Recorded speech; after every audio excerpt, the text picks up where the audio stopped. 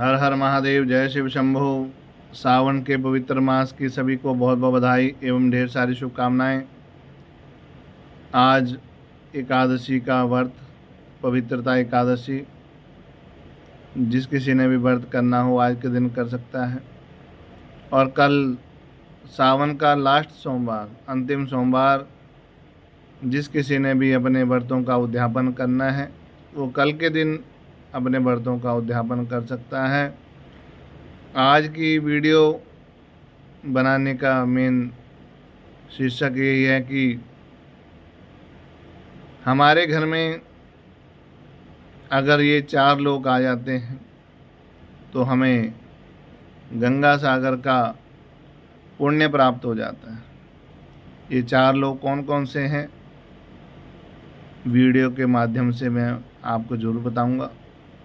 मेरी इस वीडियो को अंत तक ज़रूर देखें, लाइक करें, सब्सक्राइब करें तथा अपना प्यार भरा कमेंट आशीर्वाद के रूप में लिख के ज़रूर भेजें। सबसे पहला,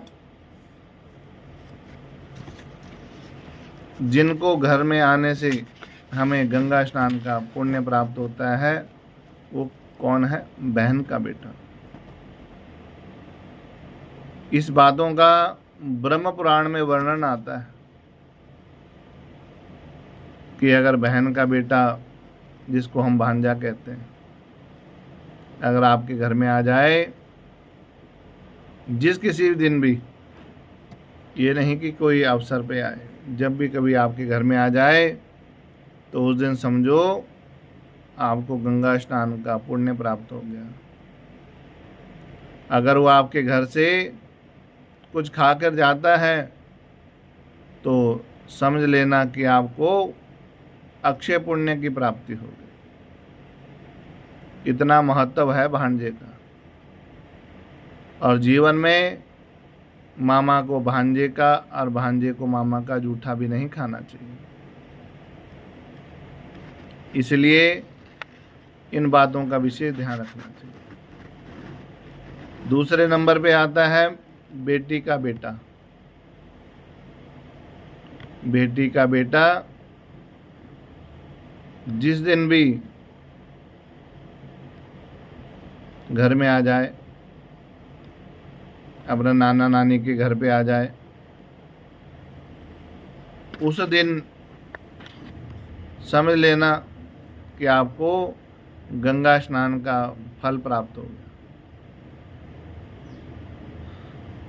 जो पहले मैंने आपको बताया है कि बहन का बेटा वो भी भांजा है, और अगर बहन के घर बहन का बेटा आ गया वो भी भांजा होता है। तो इसमें आप कंफ्यूजन ना हो। दूसरे नंबर पे बेटी का बेटा, ये भी जिस दिन आपके घर में आए समझ लेना कि आपको उस दिन गंगा स्नान का फल प्राप्त हो गया। नाना नानी के घर में अगर कुछ खा के जाता है तो उस परिवार में हमेशा ही सुख शांति बनी रहती है, बरकत बनी रहती है। इसलिए जब भी कभी आपके घर में आपकी बेटी का बेटा आ जाए तो उसको खाली ना भेजें घर से, अन्यथा आपके घर की सारी बरकत खत्म हो जाएगी। तीसरे नंबर पे आपका दामाद, जिसको जामाता भी कहते हैं, ये आपके घर में अगर आते हैं तो आपको अश्वमेव यज्ञ का फल प्राप्त होता है। इतना बेटी के आने का पुण्य नहीं प्राप्त होता जितना दामाद के आने का पुण्य प्राप्त होता है, क्योंकि कन्यादान के समय आपने अपने दामाद के पाँव पूजे होते हैं। और जिस दिन आपके दामाद आपके घर में आते हैं, समझ लो आपको गंगा स्नान का फल प्राप्त हो गया। दामाद की इतनी बड़ी महिमा है। अगर घर में दामाद आए, कोशिश करें कि उनको कच्चा भोजन ना खिलाएं। रोटी चावल ये पहले दिन ना खिलाएं।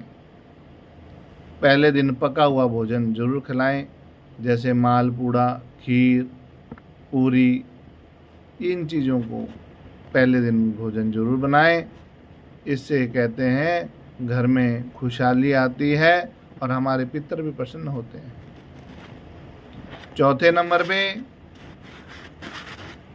हमारे घर में अचानक हमारे गुरु आ जाते हैं या कोई संत आ जाते हैं, ब्राह्मण आ जाते हैं, और उनके चरण धोने का सौभाग्य अगर हमें प्राप्त होता है तो उससे हमारे जीवन में गंगा स्नान का फल हमें प्राप्त हो जाता है,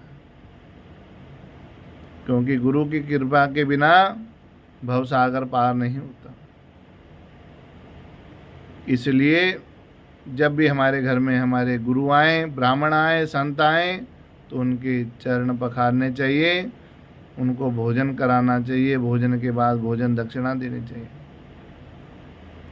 इस कर्म को करने से जीवन में हमेशा ही सुख की प्राप्ति होती है, क्योंकि गुरु ही हमारे जीवन के अंधकार को दूर करते हुए प्रकाश की ओर ले जाते हैं। इस दिन इसलिए जब भी आप अपने घर में गुरु का पूजन करते हो तो समझ लेना कि आपको उस दिन गंगा स्नान का फल प्राप्त होगा। आशा करता हूँ कि मेरे द्वारा दी गई जानकारी से आप सभी संतुष्ट होंगे। प्लीज़ मेरे चैनल को लाइक करें, सब्सक्राइब करें तथा अपना प्यार भरा कमेंट आशीर्वाद के रूप में जरूर लिख के भेजें, ताकि ऐसी ही जानकारी